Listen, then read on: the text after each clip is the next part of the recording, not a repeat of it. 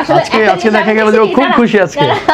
আমি দেখছি কি প্রতিটা বিয়ের দিনে বউকে সবচেয়ে সুন্দর লাগলো, বরকে চোরের মতো লাগে, কেন জানি না, এটার তো অনেক কারণ আছে। কি কারণ? হচ্ছে সে বুঝে ফেলে যে তার জীবনে বিপদ শুরু। এতদিন যা ছিল তা ছিল আনন্দের জীবন, তার হয়তো খুব শখ ছিল যে বিয়েটা কি জিনিস দেখি একবার, বাট বিয়ের পিড়িতে যখন বসে তখনই হয়তো সে বুঝতে পারে তার বিপদ শুরু হয়ে গেছে। কারণ প্রথম দিনই জুতা চুরি হয় বরের, বাট বউয়ের কিন্তু কিছু চুরি হয় না। এখান থেকে তার জীবনের বিপদ স্টার্ট, এই জন্যই তাকে চোরের মতো লাগাটাই স্বাভাবিক। মেহেদির সাথে কিন্তু আমার মাঝখানে অনেকদিন ব্রেকআপ ছিল।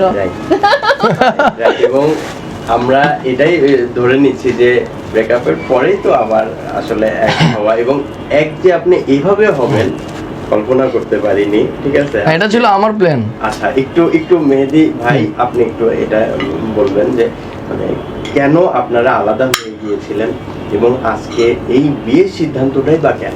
হ্যাঁ, এটা কারণ হচ্ছে আমরা যখন একটা সুসম্পর্কের মধ্যে ছিলাম তখন আমি বুঝতে পারলাম যে মনে হয় মানুষের নজর লাগা শুরু হয়ে গেছে, রেগুলার আমাদের মধ্যে একটা ঝাই ঝামেলা সৃষ্টি হইতো। তা আমি প্ল্যান করলাম যে ঠিক আছে, এই সুসম্পর্কটা আমরা মানুষের কাছে আর দেখাবো না, আমরা এটাকে একটু হাইড করে রাখি। আর সেটাই চলতেছিল অনেকদিন। তো মানুষ তো ভেবে নিয়েছিল যে আমরা মনে হয় হারিয়ে গিয়েছি। তো আমি চেয়েছিলাম যে মানুষের মাঝে এটাই সৃষ্টি হোক, আর ওটাই হয়েছে। বাট আমি যেহেতু নজর লাগা বা এই প্রবলেমগুলো ফেস করছি, তো আমি ভাবলাম যে আর এই নজর না লাগুক, একবারে বিয়েটাই হয়ে যাক, যেন নজর লাগিয়েও আর কোনো কিছু না ছুটে। তো ওইটাই করে ফেললাম। আর যারা নজরবাজ তারা বাস খেয়ে গেলেন, তাদের আর কোনো কাজ হলো না। মানে আপনি পুরা গোল মেরে দিলেন, একদম ডিরেক্ট ফায়ার।